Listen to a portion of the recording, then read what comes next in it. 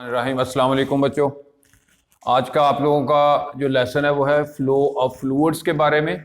इससे पहले हमने टर्मिनल वेलोसिटी वाला टॉपिक पढ़ा था। तो लास्ट टाइम ही मैंने बेटा आप लोगों को एक बात समझाई थी। आज इस लेसन के आगाज़ से पहले फिर एक बात आप लोगों को मैं समझा रहा हूँ कि मैं देख रहा हूँ जो लेसन बना के मैं आप लोगों को फॉरवर्ड करता हूँ, सारे बच्चे उसको फॉलो नहीं कर रहे हैं, सारे बच्चे उन वीडियोस को नहीं देखते हैं और काम अपना नहीं कर रहे हैं। तो जो आप लोगों के लिए बहुत नुकसानदेह है।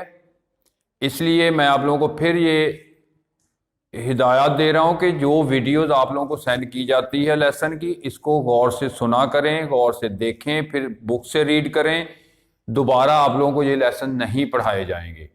और नई पॉलिसी के मुताबिक मैंने आपको पहले मैसेज भी किया था कि अगर ये छुट्टियों का अमल ज़्यादा लंबा होता है तो इम्तहानात अगर नहीं भी हो सकते, ख़तरे में पड़ते हैं, तो जो होमवर्क होगा उसकी बेस पे भी आप लोगों को कुछ ना कुछ नंबर दिए जाएंगे।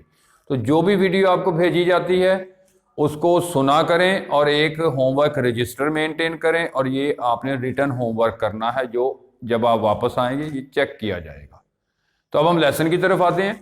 फ्लो ऑफ फ्लूइड्स यानी फ्लूइड्स का बहाव जिसको हम कहते हैं।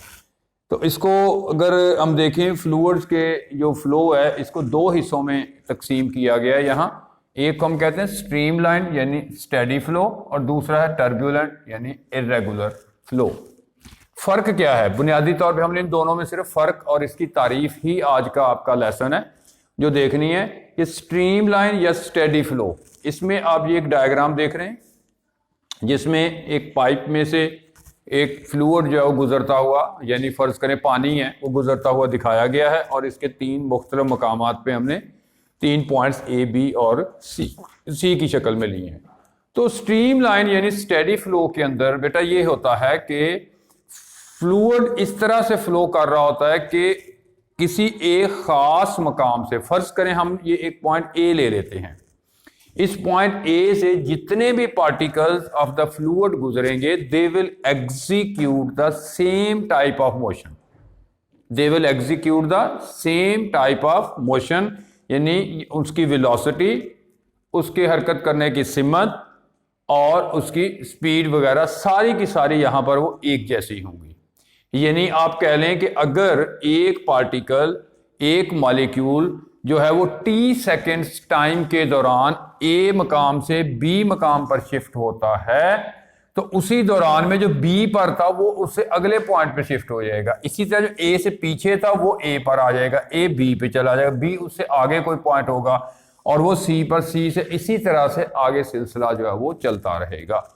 इसकी और ज्यादा सादा तरीन एग्जाम्पल जिससे आपको और भी ज्यादा ये अच्छी तरह समझ आ जाएगा कि आप लोगों ने पुलिस वालों को या फौजियों को परेड करते हुए देखा होगा।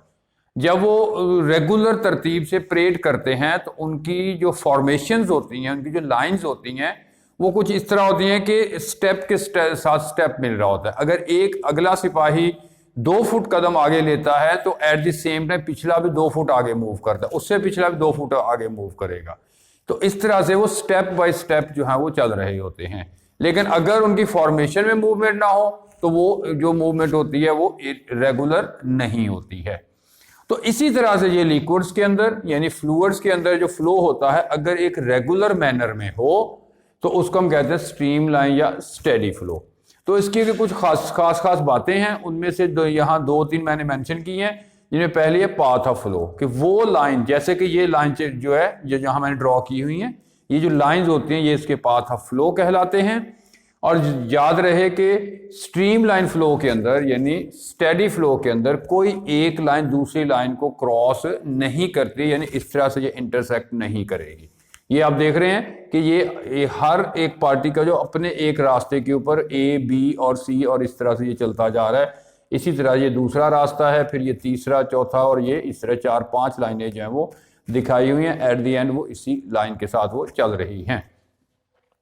तो ये इसका रास्ता कहलाता है। ये आपस में क्रॉस नहीं करेंगी और किसी एक खास नुक्ते पर, चाहे वो ए हो, बी हो या सी हो, तो हर पार्टिकल की स्पीड जो होगी वो एक जैसी होगी। अगर हाँ ए से बी के दरमियान जो स्पीड है वो अलग हो सकती है कि ए पर और स्पीड हो, बी पर और स्पीड हो, लेकिन ए पर तमाम पार्टिकल स्पीड एक जैसी, बी पर जो भी वैल्यू होगी वो सब पार्टिकल के लिए एक जैसी होगी, इसी तरह फिर सी के ऊपर होगी। लेकिन जब ये स्पीड इसकी बढ़ती चली जाएगी तो एक खास स्पीड के बाद जाके ये जो लाइंस होती हैं ये आपस में मिक्सअप हो जाती हैं, ये ब्रेक हो जाती हैं, ये जो क्रॉस करती हैं, तो उस वक्त जो फ्लो होता है वो ये टर्बुलेंट फ्लो होता है। जैसा कि यहाँ दिखाया गया है कि मुख्तलिफ पाथ्स ऑफ फ्लो को फॉलो करते हुए लिक्विड पार्टिकल्स आ रहे हैं और यहाँ आके ये आपस में जो है वो इंटरसेक्ट हो रहे हैं, यानी एक दूसरे को क्रॉस करते हैं और मिक्सअप हो जाते हैं।